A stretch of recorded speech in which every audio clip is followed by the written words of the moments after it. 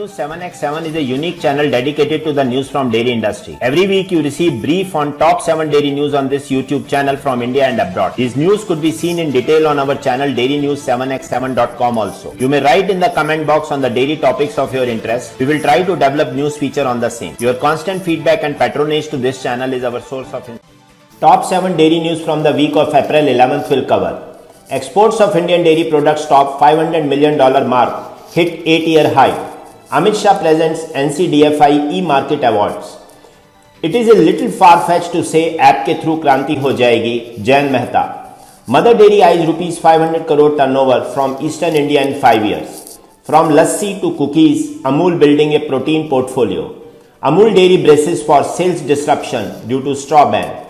Supply chain companies play a critical role in reducing dairy emissions. Indian dairy exports are estimated at an 8-year high in FY22 on strong demand, helped by higher global prices. India posted a record shipment of dairy products of $727 million in fiscal 2014, when world prices ruled higher. Provisional data from April 21 to February 22 indicates that shipment have touched 1.7 lakh tons valued at more than $552 million, a growth of 93% in value and 63% in volume compared to the same period a year ago. In rupee terms, exports grew to rupees 4,115 crore, up 94% year-on-year over rupees 2,122 crores, according to DGCIS data. Average realization per ton by Indian exporter has been $3,238 during April to February, about 19% higher than $2,726 for the same period a year ago. Amul has shipped around 35,000 tons of SMP during the year. The United States, Bangladesh, the United Arab Emirates, Saudi Arabia and Malaysia are among the largest buyers of Indian dairy products. Current stocks of SMP in the country exceed 1 lakh ton, which is enough to meet this summer's requirement, RSOD said. Amit Shah distributed National Cooperative Dairy Federation of India e-market awards to the winners at Sunday's NCDFI Golden Jubilee celebration. Also, Amit Shah handed over funds under Gujarat's Govardhan scheme to National Dairy Development Board to implement NDDB's manure value chain model in every district of Gujarat. During this event, an MOU was signed between NDDB and Gujarat State Fertilizer Chemicals Limited for the promotion of bio-slurry-based organic fertilizers. Amit Shah said that there are around 223 district dairy cooperatives affiliated with NCDFI. A total of 2,860 crores of dairy commodities traded in FY22 on NCDFI e-platform as against 1940 crores and 803 crores in last 2 years respectively. 76,777 metric ton of SMP and 24,015 metric ton of butter were the two top traded commodities in FY22 as against 50,281 and 22,012 metric ton respectively in FY21. As per Jain Mehta, CEO Amul, in India the FMCG business operates on very thin margins. A distributor typically has a 3 to 5% margin, while a retailer has a 10 to 15% margin. That is how the supply chain runs. This whole system has been created by FMCG companies with a clear objective of serving consumers and working with thin overheads and margins while setting up the infrastructure and technology backbone in the process.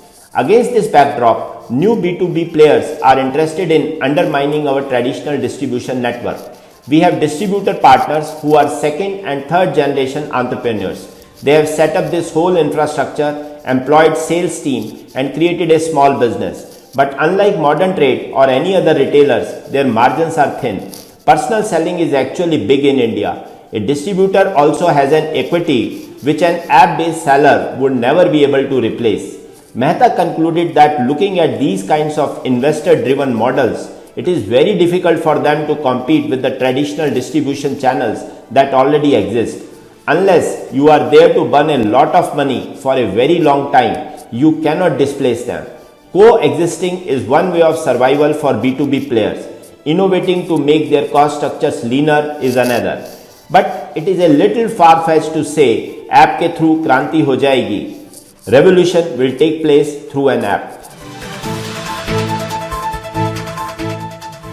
Mother Dairy, a wholly owned subsidiary of the NDDB, said it is set to expand footprint in West Bengal over the next 5 years, augmenting manufacturing capacity of value-added dairy products and reaching out to more districts as against 10 districts currently. The Eastern Zone is one of the fastest growing markets for its value-added dairy products portfolio, clocking a CAGR of around 35% in the last 5 years.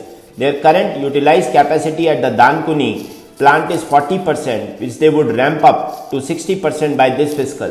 The company aims to tap over 30,000 outlets from the current count of around 17,000 in the next 5 years.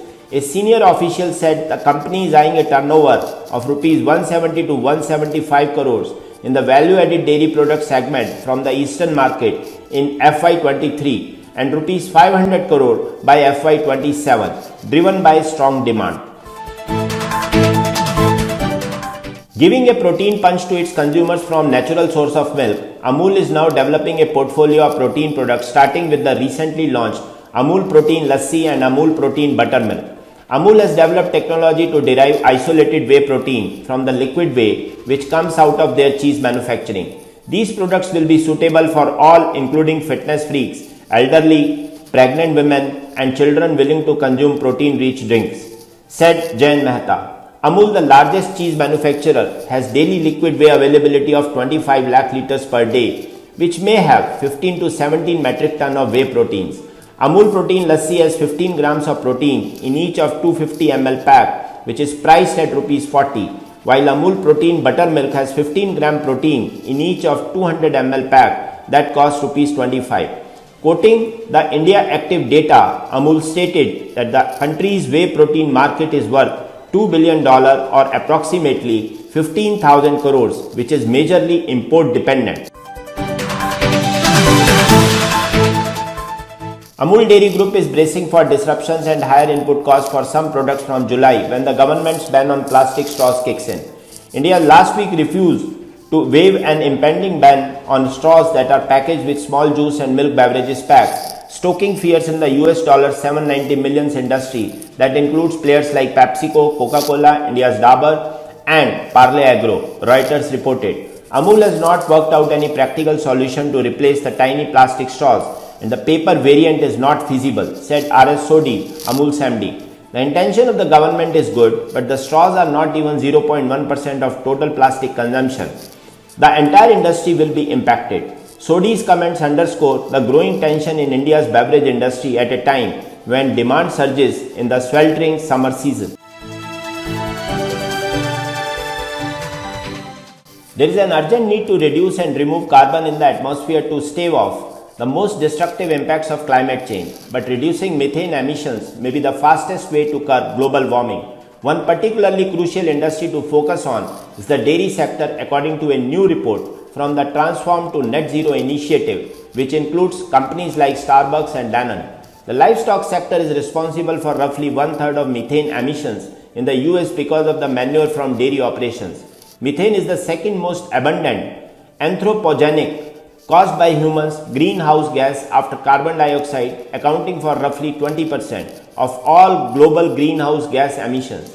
Its warming impact is 80 times more potent than carbon dioxide. Among the most promising technologies are anaerobic digesters and closed structures that break down organic matter such as manure. But the adoption of anaerobic digesters requires significant resources and infrastructure investments. Supply chain companies, many of which have already made net zero commitments, could offer a solution and have a critical role to play in making anaerobic digesters more widely accessible. Thanks for watching Dairy News 7x7 channel with news update from last 7 days. To continue receiving update from this channel, I Kuldeep Sharma request you to subscribe this channel and share and like the video, and also don't forget to press the bell icon. Thank you.